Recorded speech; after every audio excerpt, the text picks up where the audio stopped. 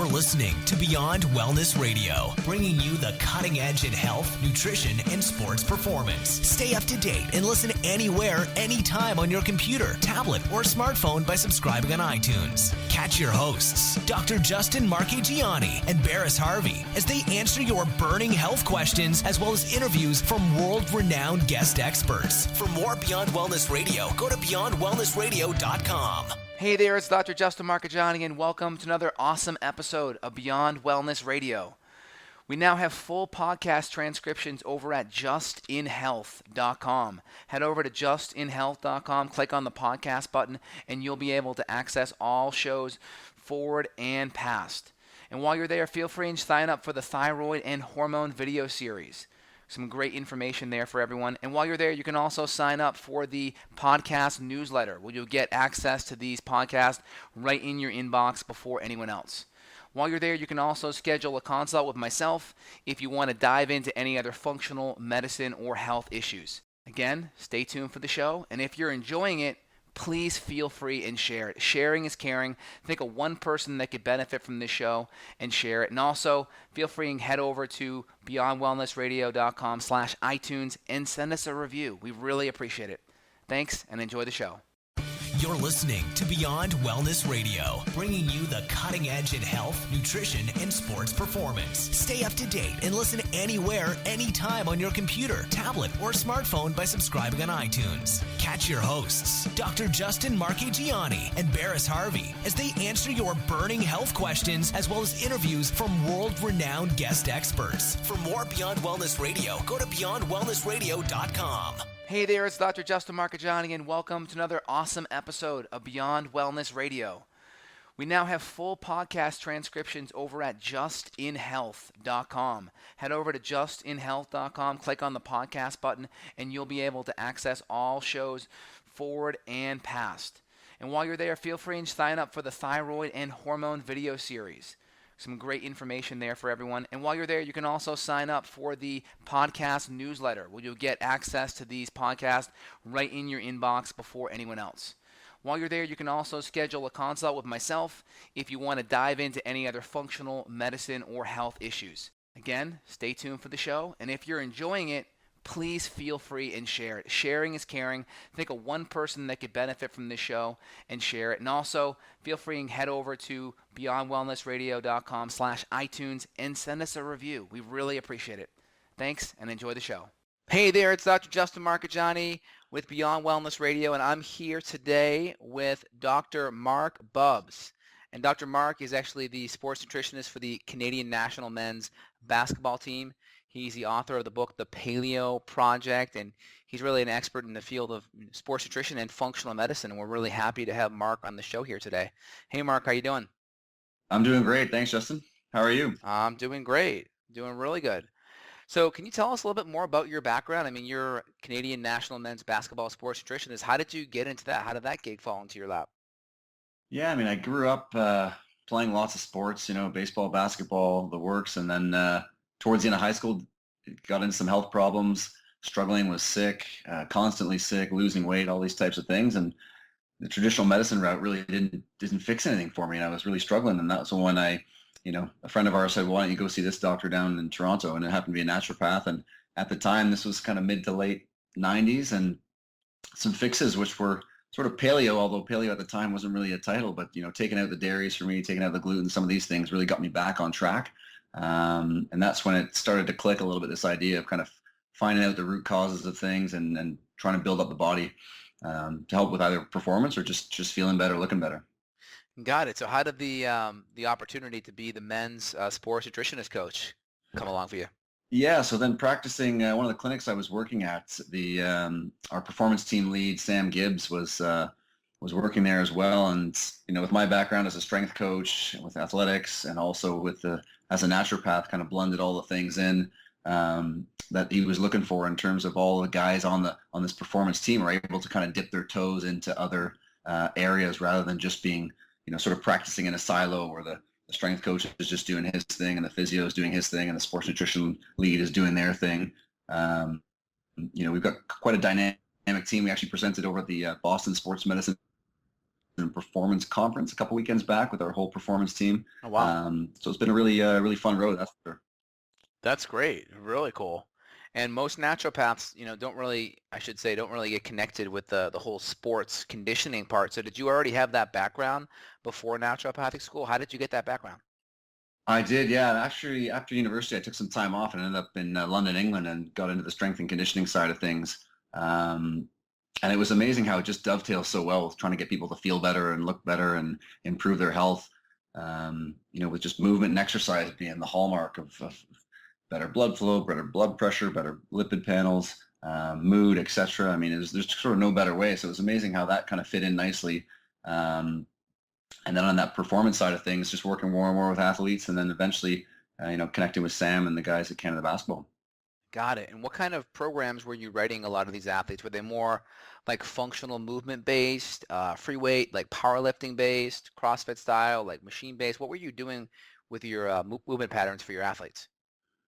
So for me, when I was working with the younger guys at Canada Basketball, so it was all really around movement, correcting movement imbalances, etc. Because it was you get into, especially dealing with basketball players, limb length and everything else. You're getting into obviously some really tall guys, and basketball itself is played from quarter squat up, so you get a lot of issues around ankle mobility, Yeah. hip mobility, these kinds of things. So it's been a nice program in a sense that we started to lay this foundation with our guys once they come in at 12 and 13, just getting them moving well and screening them to help to prevent and reduce injuries on the way up all the way through to the senior team. Got it. Are you familiar with Mike Boyle? Yeah, yeah. Do you use a lot of his type of functional movements when you're training your athletes? Yeah, we definitely, one of the things I like about Mike Boyle is he sort of takes into account, what the athlete can do in terms of capacity.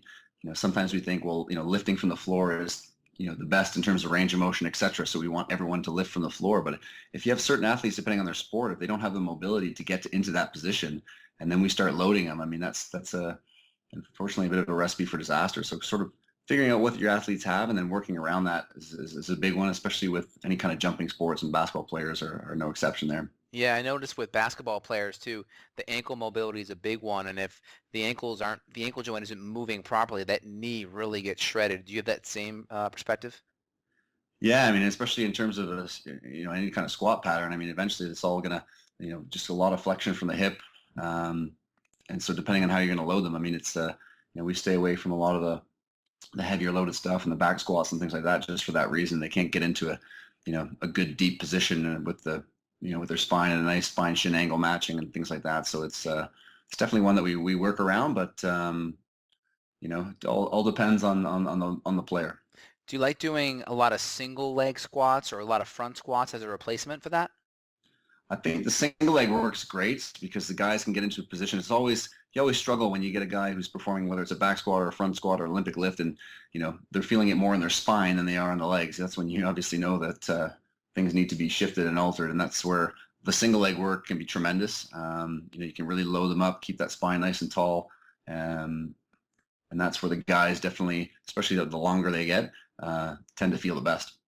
Got it. And then let's kind of shift here on sports nutrition. I know a lot of our listeners are very athletic and they're active people.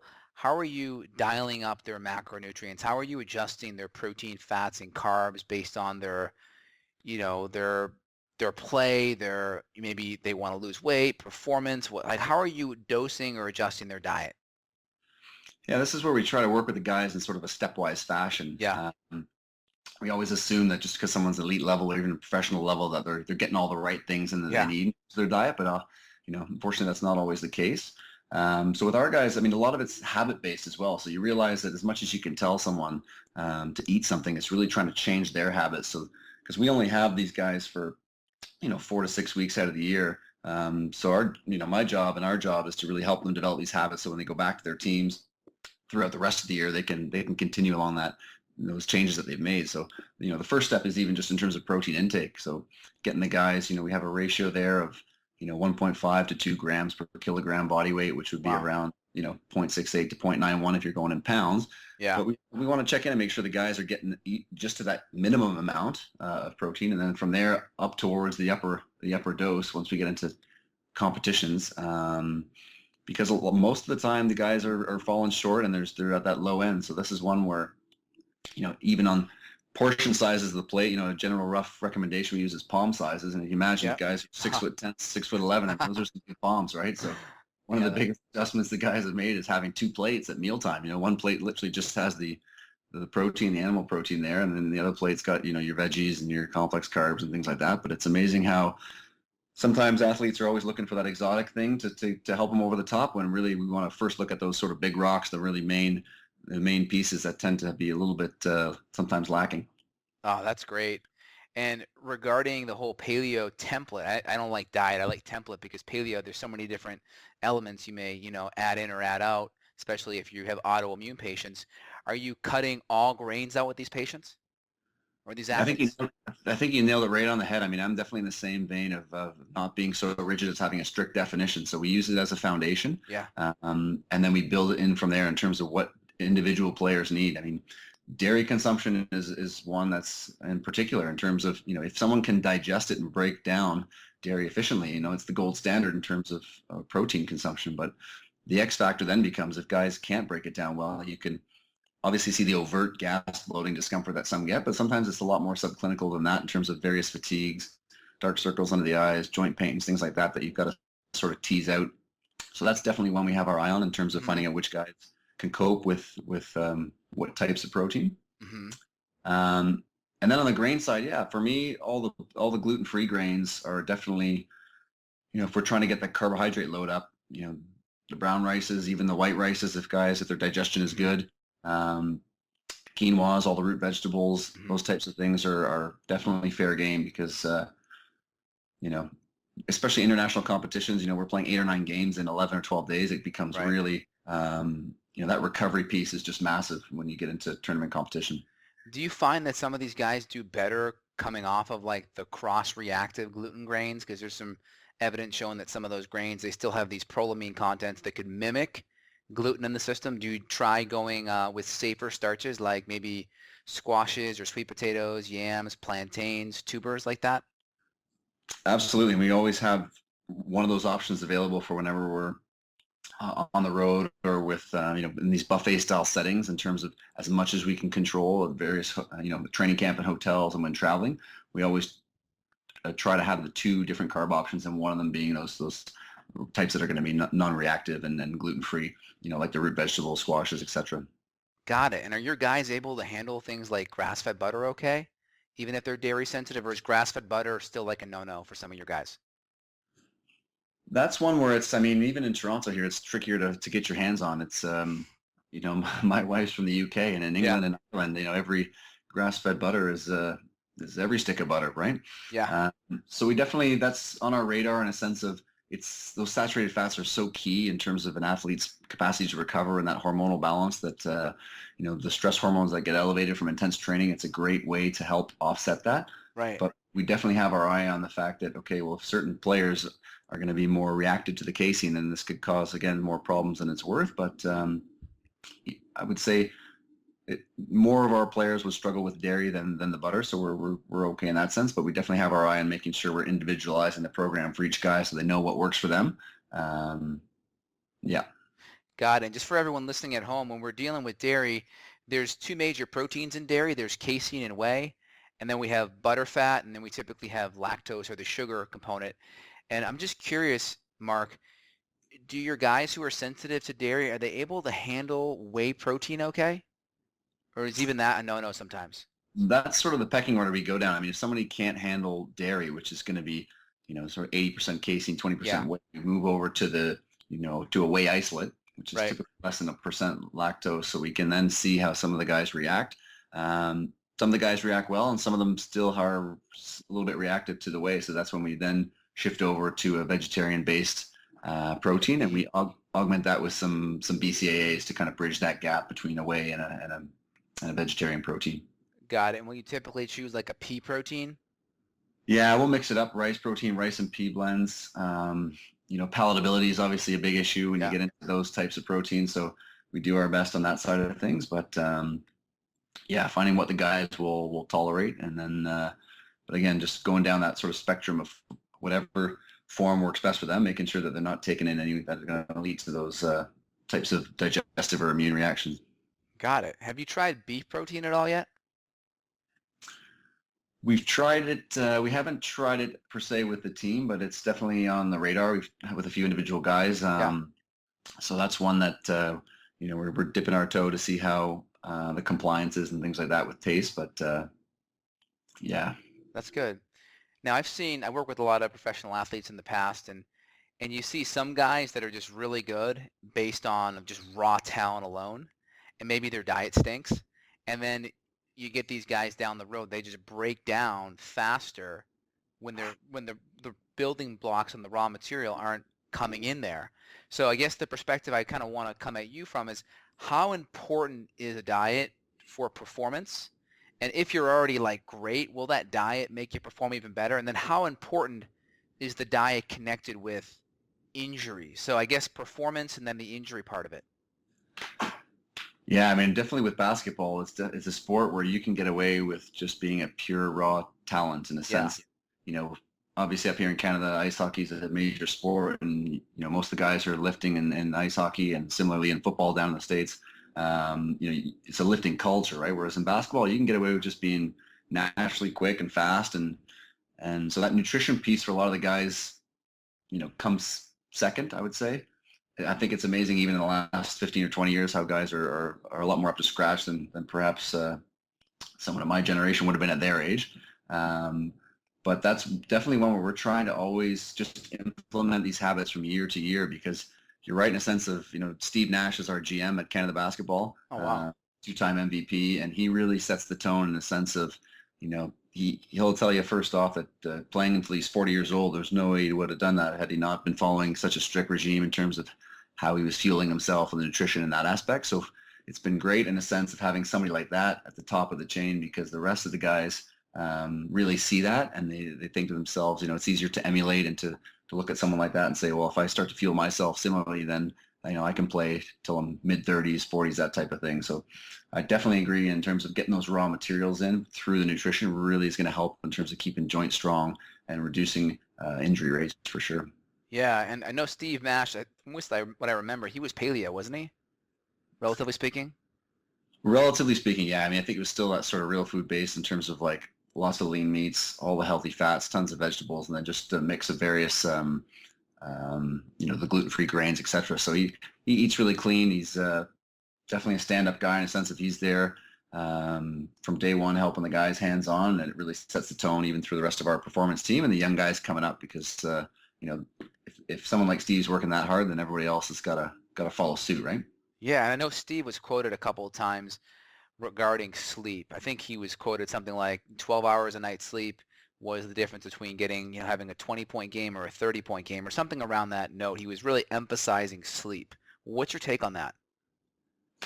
Sleep is definitely a massive one. And again, with all the travel that we do as an international team, it can be a challenging one because it's various hotels, time zones, travel, that type of thing. But I'd say for us, even with the younger athletes, like the generation coming up now that are used to the handheld devices, the Instagrams, the Twitters, while they're unwinding and getting ready for sleep. So that's a big one that we're trying to get the guys to understand and make that connection between, being on the phone in bed and that kind of really impacting their capacity to get into a deeper sleep and really recover well. So we're starting to lay the foundation, but that's a tricky one because it's definitely a real habit in terms of people getting into, they get home in bed and they're still on the phone, whether it's Facebook or Twitter or whatever else, and then that's not ideal in terms of setting somebody up for the long term. Yeah, and were you familiar with that Steve Nash quote I kind of gave you there? Yes, yeah, I am. Got it. And is that something that Steve kind of instills in the guys too, saying, hey, sleep and all this diet, nutrition stuff is important? Is that something that he pushes? I mean, he's definitely big into that, and even Coach Triano. I mean, they're on the same page. He's definitely big into fueling the athletes correctly in terms of the amount of research and testing and things that we do with the guys. It's pretty comprehensive. So they're definitely behind it, and that sleep aspect, the guys then they start to get it in the sense of what we're trying to lay this foundation down, and they're they get to bed at a reasonable hour, which is good, but just giving that understanding and making them make the right choices. Because again, training camp's one thing, but we're talking 11 months of the year. The other 11 months of the year, we got to get them doing the right things as well. So That makes sense. And I'm just curious, how do you incorporate functional medicine with these professional athletes? How do you bridge the gap between the gym and then saying, all right, now we're going to incorporate functional medicine to take you to the next level? Is that part of the program?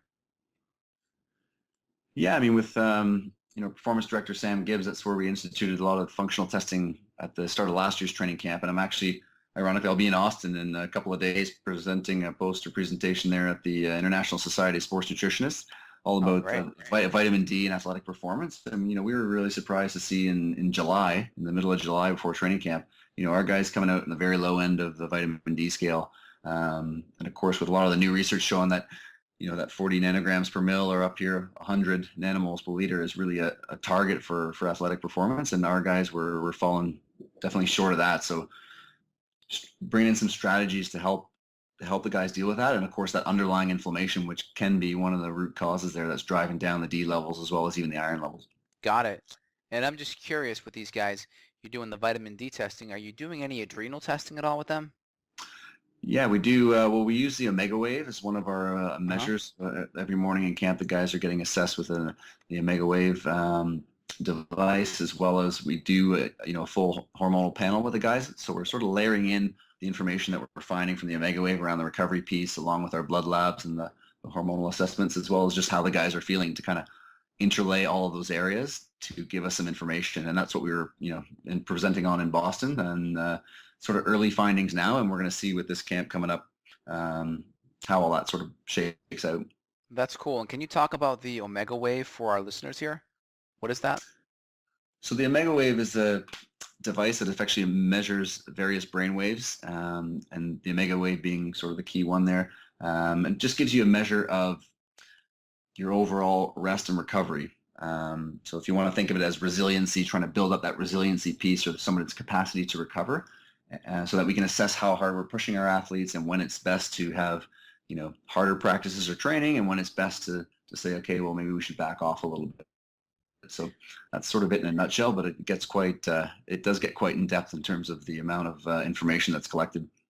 Got it. So that's like a device that you kind of put on your player's head, or you strap it to Yeah, them, and then it measures those omega waves essentially. it does. Yeah. So first thing in the morning, there's a pat on the wrist, a pat on the head. It's a little bit like Star Trek, but gives us all these various measurements, and then that's what we can then use to kind of overlay and see how the guys are progressing.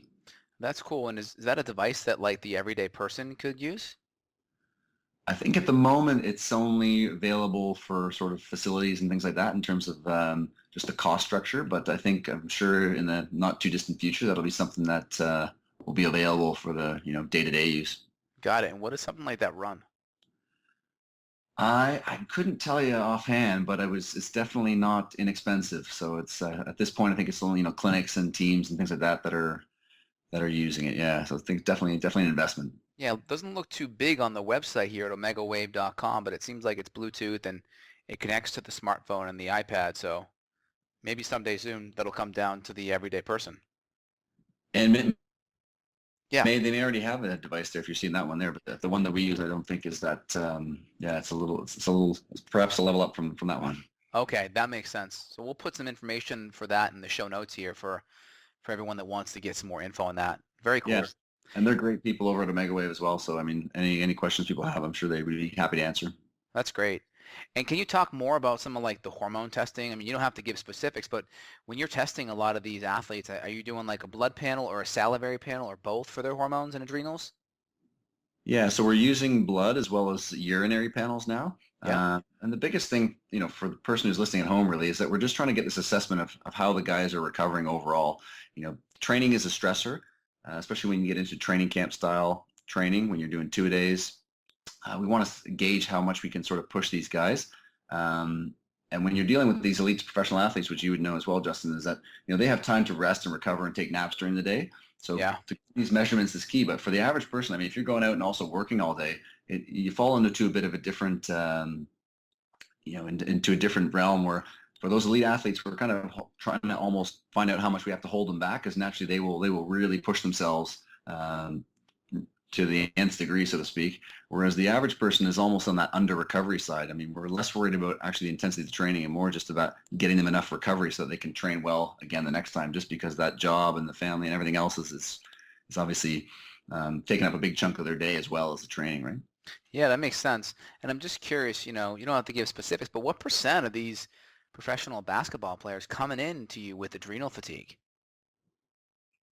Well, I mean, I wouldn't say adrenal fatigue necessarily. I mean, there's definitely some dysfunction going on. Yeah, so I should say we'll differentiate it between dysfunction. Obviously, like adrenal failure would be kind of like an Addison's kind of gig, but Yeah. something where the cortisol's at the lower end or the rhythm is starting to become dysregulated.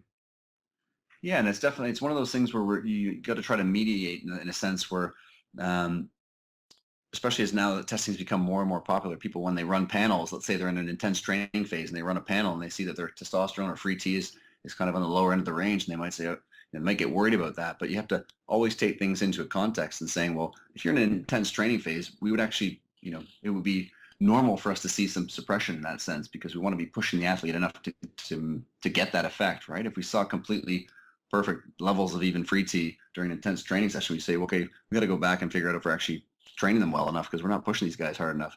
On the flip side, if it gets to be too low and we're pushing them too hard and they're not recovering, then that becomes a problem. So using those labs gives us a good framework on that. And it's especially for younger guys. We got a lot of younger guys on our team. So they're going through an NBA season and then there's summer league and then they go into international competitions. So that recovery piece and like you mentioned before, the sleep piece becomes huge. How they fuel themselves, their nutritional basis becomes really big because they don't get much downtime. Got it. And do you monitor things like free cortisol and free testosterone ratios to see if they're breaking down too much versus building up too much? I mean, just for the listeners, these are just hormones that are looking at breakdown or building up healthy repair of the body. Are you looking at those at all from a ratio perspective, Mark? Yeah, we look at them in ratios as well. And then, yeah, the big picture, like you mentioned, the guys who do look like they're really pushing that gas pedal and not building up quick enough, that's where we get back to the dietary side of things. And again, this idea of hitting those big rocks like the diet rather than just jumping into the supplementation, because that's where, saturated fat intake can be a real home run in the sense of getting enough of that into the diet to really help to support and, replenish some of those hormone levels, especially like cortisol and free T. We see in some of the research that, higher intakes of that will definitely bring levels back up, whereas people following lower fat diets, they'll struggle with continued low cortisol, low free T and fatigue and poor recovery and things like that. Yeah, that makes sense. And I know it's just starting to come around now. There was an article, I forget where, I saw it on Facebook where they were just saying, hey, the paleo community, ketogenic community, and Atkins were right. After Time Magazine and all these different places were demonizing fat for so long, it's really just starting to come out on the mainstream on the science side. But I think people, if you did a man on the street and you ask someone about butter, they'd probably still tell you it's going to clog your arteries, etc. So that's good that you're really emphasizing these high quality fats with your patients, with your athletes. Is that something that's happening across the board with all sports teams or all people in your league, or are you more on the cutting edge of that?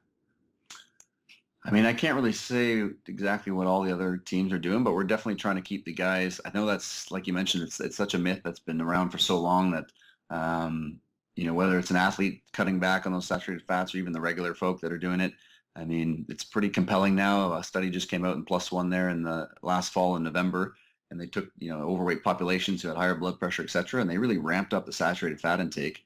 And they didn't see any increases in the plasma levels, so the levels in the blood of saturated fat, which are the dangerous ones. Yeah. But in this study, which was really great, they actually then decided to increase the carb in a stepwise fashion. And it was amazing because as they increased the carb in a stepwise fashion in this overweight population, they then saw the dramatic increase in the plasma levels of saturated fats. Those dangerous fats just rose right up alongside the carb. So I think that's one for the, for the average patient or person who's trying to improve their health or look good, is this idea that we've got to, the misnomer that the eggs and even perhaps the bacon was what was wrong with the breakfast. It's more to do with, again, if that guy's trying to lose weight or a girl is getting that carbohydrate intake down, the orange juice, the toast, all the other breakfast options, cereals, etc. Right? That's kind of the classic example that I see all the time in clinical practice. Yeah, I think it's just really hard for people to wrap their head around the fact that your body can make fat and excessive fats and excessive cholesterol via sugar. and it's one of the strongest stimulators. And if you have good cholesterol because you're eating good quality fats and carbohydrates from anti-inflammatory sources, that's fine. But if you're driving your cholesterol up or driving inflammation up or causing your body to make all these extra, what's known as palmitic acid from all this extra sugar, that may not be the best way to get your fats in. It may be better to consume the healthy animal versions versus, causing your body to make it from all this extra sugar and inflammation. Would you agree with that? Absolutely. I think that's just where the average person sort of, it's such a flipping the switch so much for them to get away from the breakfast cereal and the muesli and everything else. And, again, always remembering who we're talking about. I think that's an important point. Sometimes people read articles or blogs or magazines and it sounds good, but who are they talking about in that research paper, that article? For definitely for that population who's trying to lose weight or improve their health, then titrating down on carbs is a really major one. And that's the one where if you tell your patient to eat more eggs in the morning, like you said, they come back to you and they say, well, what about the cholesterol? What about the saturated fats? And that's where just kind of giving that little bit of education really helps out. And I think I read a study the other day that said it takes about 15 years for the research to trickle down to the primary care physician. So that's definitely a heck of a long time. Oh, I would say at least that. I mean, I still see and hear doctors recommending, hey, the lower you get your cholesterol, the better, even though there's lots of studies, looking at lower cholesterol and correlating it with cancer and Alzheimer's and dementia. So there's still a lot of people out there. And it's hard because your conventional doctors, they're busy with a lot of socialized medicine coming on with Obamacare. They're working harder to get paid the same, and they get educated typically by the drug reps and by their peer-reviewed journals, which are heavily medically sponsored, via pharma and stuff. So they're not getting this good information. They don't have the time to read these books and attend conferences like the ones that we go to on functional medicine. So it's a tough model with these doctors. And I think the functional medicine model that, we are so into really is going to be the future, or is. Absolutely. I mean, I think that's where it's great to have, the podcast, the connectivity between the researchers and clinicians and the average person out there who can just listen to all this kind of stuff, because you're just able to get, so much more information and good information from various sources.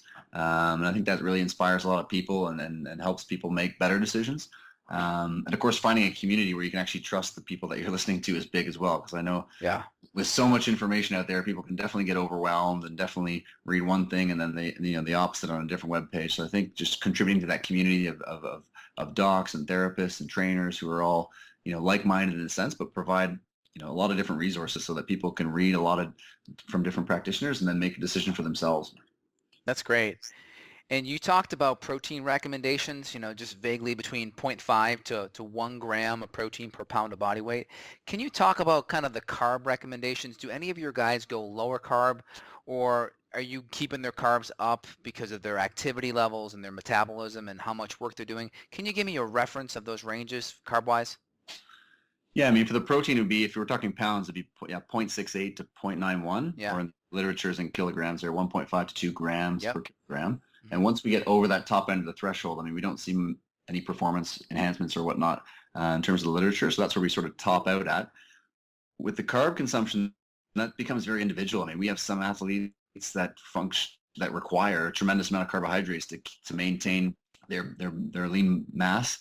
Guys who run naturally even at 6% body fat without even a lot of effort. And if they start to lower those carbs too much, then they can definitely start to get too lean, burn out a little bit in terms of those stress hormones. So that becomes really crucial in terms of the total caloric intake, so the fats and the carbs, versus other players who we've got, a few guys who are trying to get, improved body composition. That's where we would then kind of tweak and reduce the total intake of carbs. But rather than sort of a strict number, again, with working with the players themselves, we try to get into these, literally sort of showing them at various meals in terms of the actual intake, of the actual amount on their plate that they want to be shooting for. And then on the back end of that, we can get into some actual amounts with the guys. But we found that, getting our hands sort of dirty, so to speak, in terms of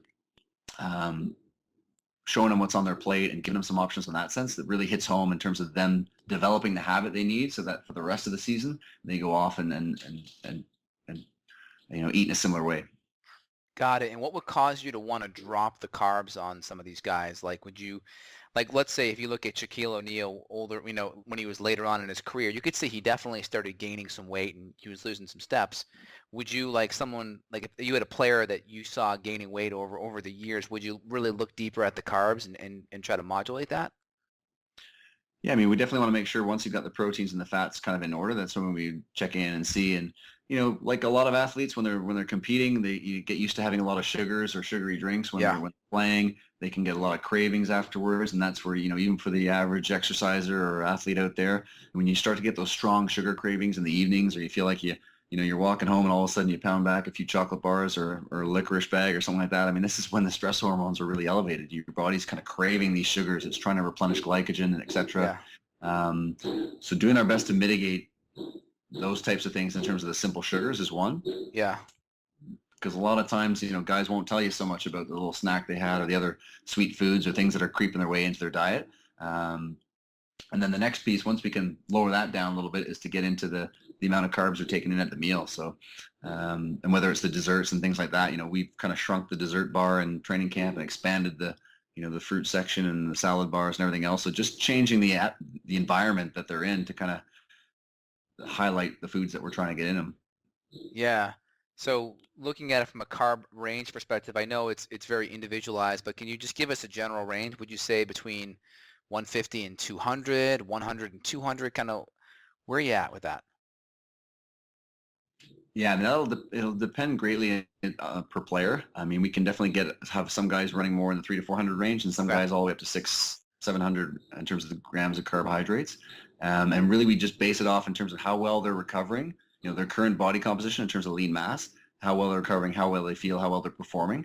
We definitely don't encourage guys to necessarily lower their carb intake without a need in the sense of trying to get them leaner, or if we see that there's an excessive amount of intake around what they're having at dinner time or with desserts or with sugar cravings. I mean, those are kind of the things that stand out in terms of the red flags.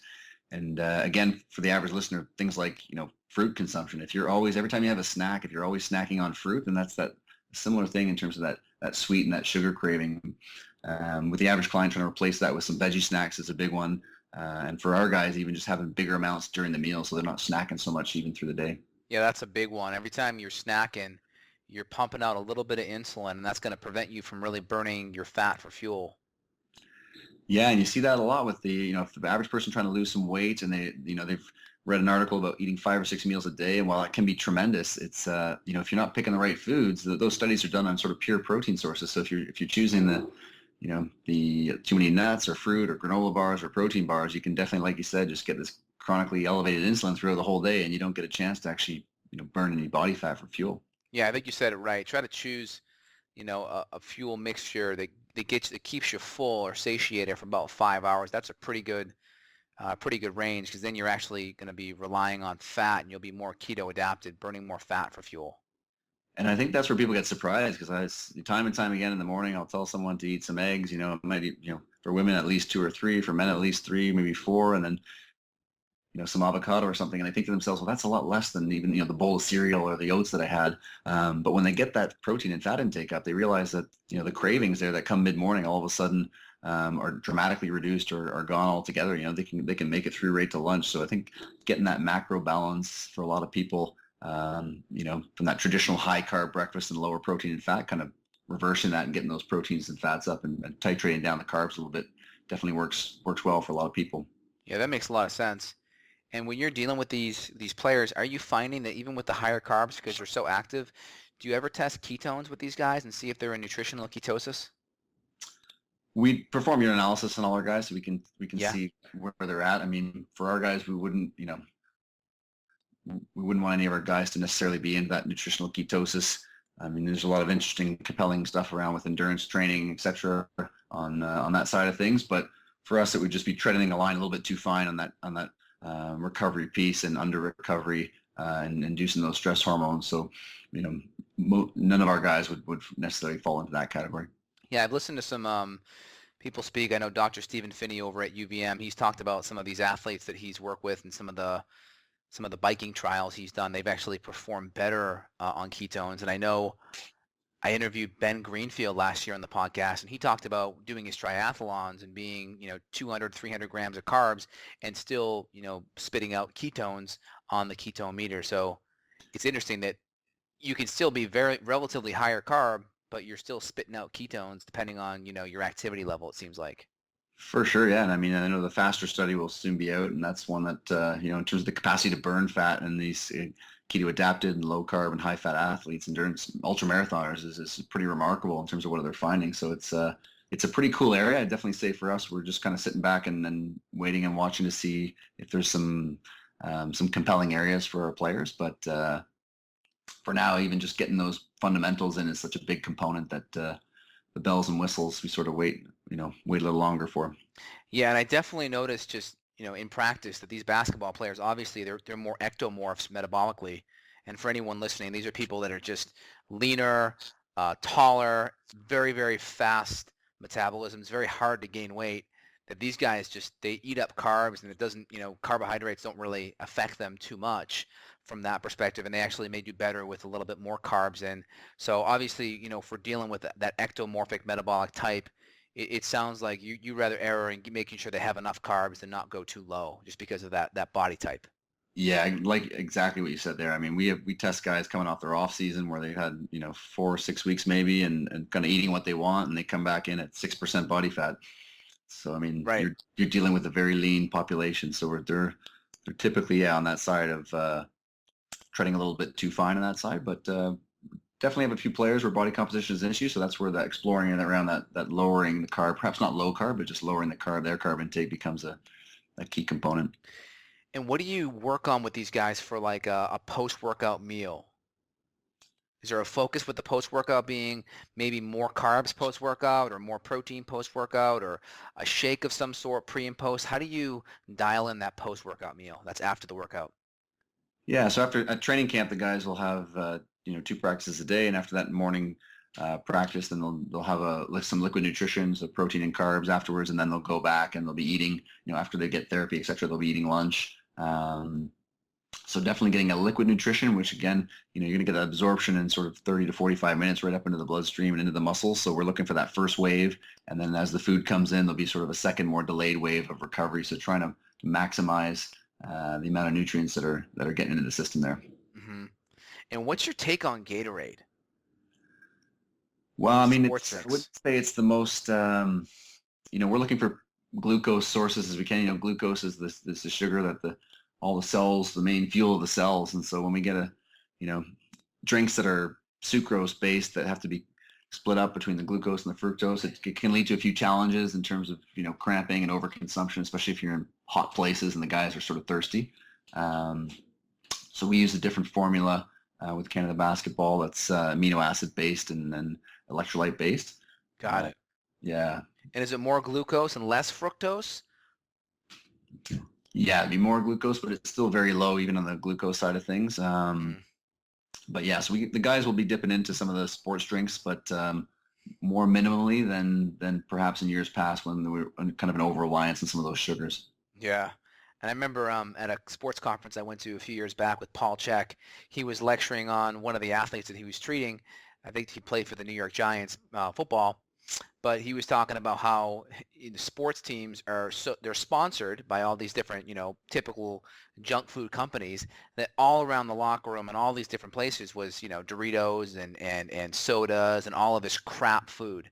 And it really just created a terrible environment where these guys were getting hurt because they were just, all they had was crap food. And I'm just curious, from your perspective, is that something that you have to deal with as a sports nutrition coach with your team? I would definitely. I mean, for us, it's a little bit different, but I would definitely say that's a surprising thing for me as well. In terms of you get into professional sports, you have an assumption of kind of what's available and what's around, and it's definitely true that there's a lot of things that are the sports nutrition lead definitely wouldn't want to have around, especially in those quantities in terms of the sugars and the sodas and all this other stuff. So in a training camp style atmosphere, it's a little bit easier in terms of us controlling what's around versus when the guys go back to their teams and they're kind of, it's sort of a fair game in a sense. But that's where, again, if we can, we're big on supporting the guys throughout the year. And again, that information, that habit building piece, if we can get them to build these good habits, then they're less likely to kind of go off the rails in terms of the sugars and the sodas and the rest of the stuff. Great. Well, you really provided just a very unique insight into that professional sports world. Really appreciate that. No problem, Justin. No problem. That was great. And I wanted to kind of get your take, or I wanted you to actually chat a little bit more about your book. I'm really interested to read it. I mean, it looks really cool. It's called the Paleo Project. So obviously, can you give us, the readers, just kind of a general rundown of what they're going to expect from this book? Yeah, I mean, the Paleo Project is effectively, it's a template for what I use in clinical practice and for what we use a lot with the guys in the national team as well, and using that paleo diet as a real foundation for your diet, but then also allowing enough room to individualize in terms of, whether dairy may or may not be a good option for you, whether, various grains may be a decent option for you. And we go through those key areas of health like digestion, immunity, inflammation, and some of the key hormones like your blood sugar hormone insulin and stress hormone cortisol. And once we get those things all kind of working well, it's a lot easier for people to either improve their health, lose weight, or get onto that performance side. So in the book, we sort of go through that from top to bottom, and paleoprojectbook.com is where people can find a little bit more information. Yeah, I see you have the book broken up into 3 sections. In the first section, you're really talking about kind of the paleo diet, and I think you're addressing protein and then fats and then carbohydrates, kind of some of the things we already chatted about here. I imagine in the book you'll get more into detail on that. Yeah, we get into detail. It's all about setting those benchmarks in terms of giving people something to shoot for, these areas that we want to see achieved, so that we can round out not only using paleo as a foundation, but the perfect paleo diet for them. Because even if we have 8 or 10 people following a paleo diet, it should be effectively somewhat different if we have different types of people there in terms of that, 10 different people. So we want to personalize and individualize a little bit more. And if the diet's good, then it's amazing how those digestive concerns go away. The inflammatory issues start to subside. A lot of the hormonal imbalance stuff starts to correct itself. So if people can start off with that nutrition piece and really dial it in, I'm sure you see with your client base as well, then the other stuff tends to get a little bit easier to fix. Yeah, and it seems like you go more into the functional medicine in section 2, where you talk about digestion, immunity, inflammation, insulin, cortisol. Yeah, we get into that functional medicine piece. We give people some self-assessments that they can do to see if those systems are, not running as they should. And then, of course, if things aren't running well, then some suggested lab tests that, are nice to know if things are just a little bit out of tune, or if you have some significant dysfunctions, then probably a need to know in a sense of helping to correct. And we give the readers some solutions there in terms of what they can do from a food and supplement basis. Okay. So you spend a lot of your time dealing with these professional athletes. What's your private practice like? Is it still athlete driven, or is it more kind of to the average person? It's a little bit of both. I mean, I work downtown Toronto, so I work with a lot of business people and executives who are very athletic, so that component comes in nicely, but a lot of people who are just looking to improve their health and lose some weight. And so, this caters to everyone in that sense of just building people up from the ground up, getting the right things in the diet, dispelling a lot of the myths. I think that's one of the reasons why even the paleo diet's gained a lot of momentum in the last few years too, is it's dovetailing really nicely with what's coming out in the research in terms of, the grass-fed meats being so healthy for us, the myths around cholesterol and saturated fats, and even the exercise physiology stuff around more interval type training and high intensity interval, and how all these things can, make us a lot healthier and make us more efficient with how much time we're spending in the gym or with exercise. That's great. Awesome. So at this stage of the game here, Dr. Marc, is there anything else that you want to let our listeners know about yourself, websites, anything else on your mind that you wanted to chat about?